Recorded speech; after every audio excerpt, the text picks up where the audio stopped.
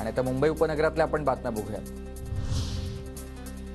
मुंबई विद्यापीठाचा पदव्युत्तर विधी शाखा द्वितीय सत्र परीक्षेचा निकाल रखडलाय।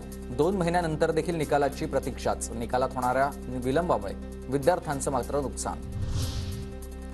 मुंबईतील हवेचा दर्जा घसरला। मुंबईतील हवेच्या गुणवत्तेची वाईट श्रेणीत नोंद। सतत वाढत असलेल्या प्रदूषणामुळे मुंबईतील हवेचा दर्जा खालावलाय। धारावी पुनर्वसनासाठी केंद्र सरकारकडून मिठागरांची 283 एकर जागा घेणार। मंत्रिमंडळाच्या बैठकीत शिक्कामोर्तब। मुंबईच्या द्रुतगती मार्गालगत बांबूच्या झाडांची लागवड होणार। पालिकेकडून लागवडीसाठी बांबूंच्या झाडांची निवड। मुंबईच्या उपनगरीय रेल्वेतून प्रवास करणाऱ्या महिलांच्या सुरक्षेसाठी सीसीटीव्ही बसवण्यात येणार आहेत आणि लोकलच्या 421 महिला डब्यांमध्ये तर एक्सप्रेसच्या 1762 डब्यांमध्ये सीसीटीव्ही बसवणार। मुंबईत महानगरपालिका कोरोनाप्रमाणे टीबी आणि डेंग्यूच्या सब व्हेरिएंटची जिनोम सिक्वेन्सिंग चाचणी करणार। विशिष्ट प्रकारच्या विषाणूवर उपचार करणं शक्य होणार। कस्तुरबा रुग्णालयात अद्यावत टीबीसी एडीटीएस ह्या प्रयोगशाळा सुरू होत्यात।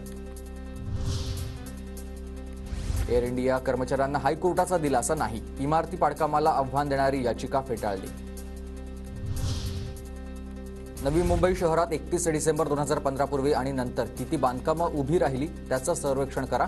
मुंबई उच्च न्यायालयाचे हे आदेश। 2015 पूर्वी उभी राहिलेली बांधकामं दंडा करून आता नियमित करण्यासाठी किती अर्ज आले याचा देखील तपशील सादर करण्याचे आदेश। कल्याणमध्ये नमोचषक बुद्धिबळ स्पर्धा। ग्रँडमास्टर अभिजित कुंटेंचा एकाच वेळी 25 विद्यार्थ्यांसोबत बुद्धिबळ खेळण्याचा विक्रम।